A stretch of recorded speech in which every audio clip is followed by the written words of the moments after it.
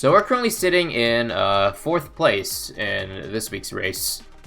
Pretty good race. No Wallfire, no Maelstrom, equals happy me. So let's do a slow run.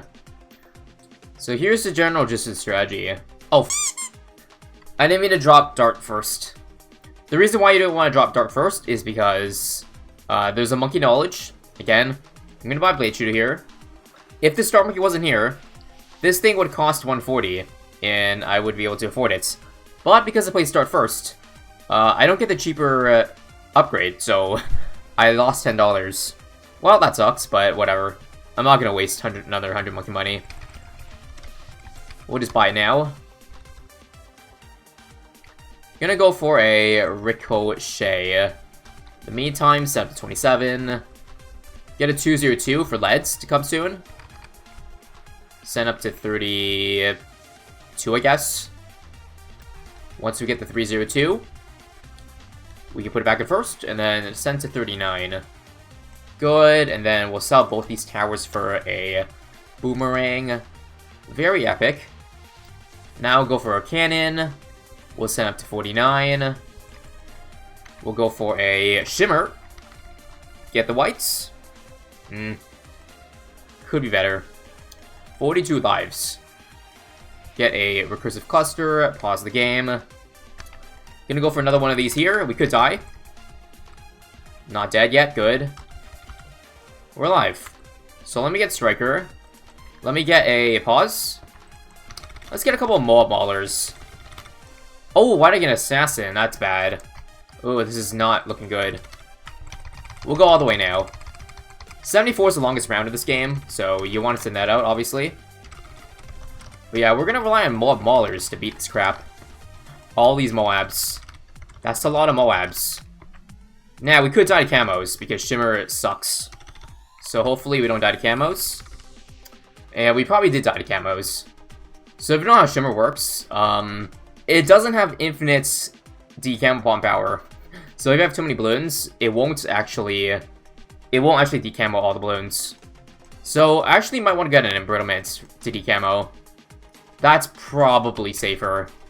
And we'll do that. Don't die. We're not dead. Let's go to 55. 56, 57. Oh, I need to drop Striker. What is I doing? 2 Maulers. Good. Another recursive. Now we're good to go. 74. Okay, so I'm gonna get embrittlement. Don't you worry.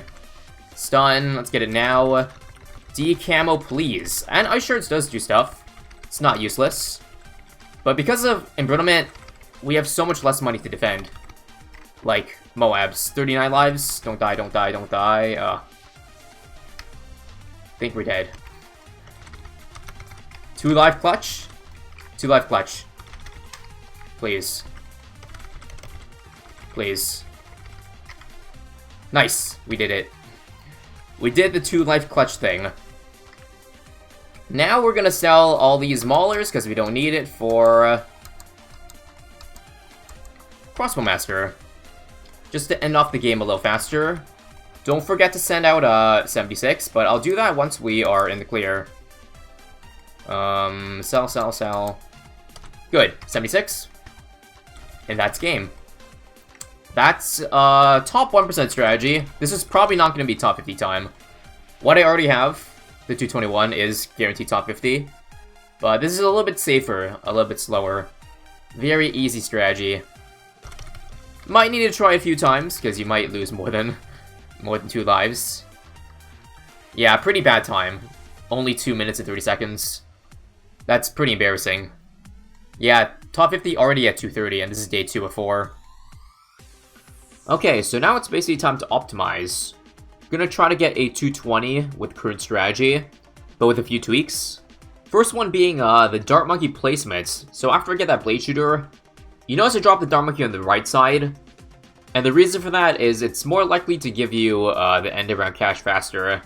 At least from what I've experimented. So all that allows us to get that 402 Boomerang super early.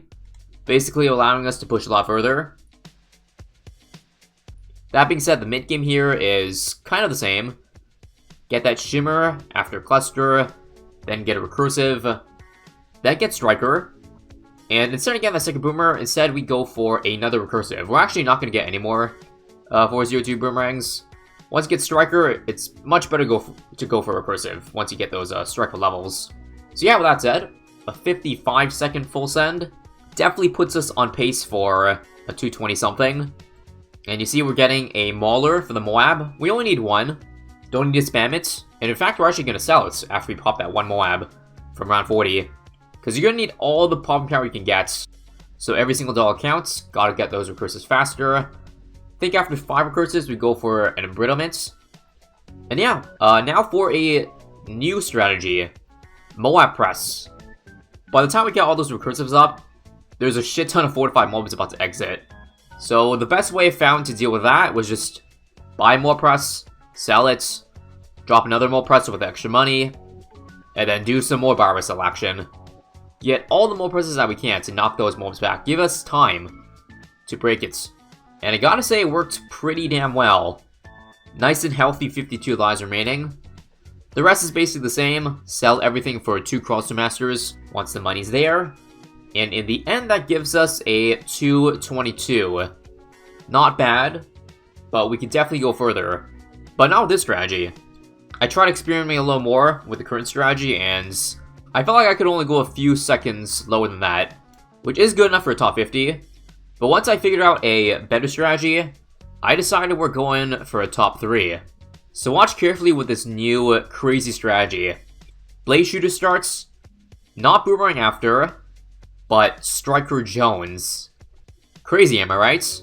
No 402 boomerangs. Instead, we're going for a recursive cluster. And using Striker Jones' level 5 ability, in case you didn't know, it allows bomb shooters to hit half of all black balloons. So like blacks and zebras are no longer fully immune, which is really all we need. So the early game doesn't look much faster than the boomerang, but the biggest difference is that you get Striker's level so much faster. You get that attack speed bonus on the bombs, immunity, and all that allows us to send the last round a lot faster, even though the early game rounds are sent at about the same time. So yeah, get the shimmer, get the second recursive cluster, and at that point, we pause a little bit and start full sending. Sub 50-second full send, really pushing it here. And as you'd probably expect, how to defend this part, spam recursives everywhere. I believe we get 4 recursives and then drop a mob baller, which does make the round 40 mob a little risky, but you have to get those recursives as early as you can. And yeah, we basically do the same strategy from this point on with the 222. 6 recursives, I believe, embrittlement, start mob pressing all the way. Camos are still a little bit scary though. See, we dropped all the way down to 27 lives, but at least we're alive. I think it just goes to show how crazily better one tower can get with just a few hero level upgrades. Striker Jones coming in clutch. Coming in clutch and giving us a 216 for this run. However, still not good enough for a top 3. So I had to push a little further. Basically had to push the strategy to its limits. So here we go with the best recorded run. 230 Blade Shooter, free Dart Monkey on the right side, Striker Jones, send a few more rounds, use the Concussor Shell. It's important to use all the pop power that you can get. Then we get Cluster Bomb, sell Dart Monkey for cheaper 203 upgrades. Trust me, it saves a lot of money in the long run. Once we have the money, sell Blade Shooter for 204 and send 49 at the same time. Also, we're going to play with fire here a little bit. Second bomb spot, not below Striker. Instead, it's on the other side. And then we get a late Shimmer. But yeah, right as we get the second recursive, we go all the way. Sub 45 second, full send. Crazy shit right here. That being said, recursive number 4, use Striker, use Mob Mauler, get a 5th recursive. Once we get that, I think we sell the Mauler, yes, for a 6th recursive. Actually, before that, nope. We go for Embrittlement. 7 freaking lives. When you start sending really to the limits, the issue is more camos rather than popping power.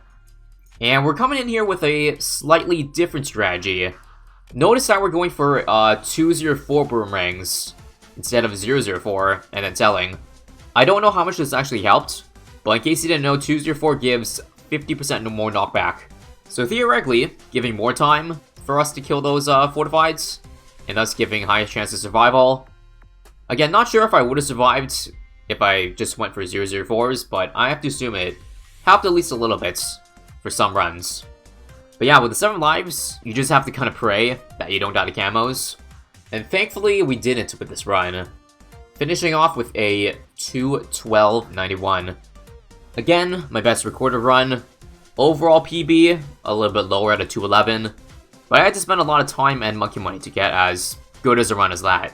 So yeah, as of right now, the last moments before the race, this time does stand at a top 3. And crossing fingers that we keep that position by the end.